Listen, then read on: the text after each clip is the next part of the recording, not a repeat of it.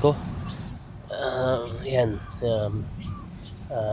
Yan yung may yan yung mga tanim ko. Yan. Ewan ko kung lalaki sila.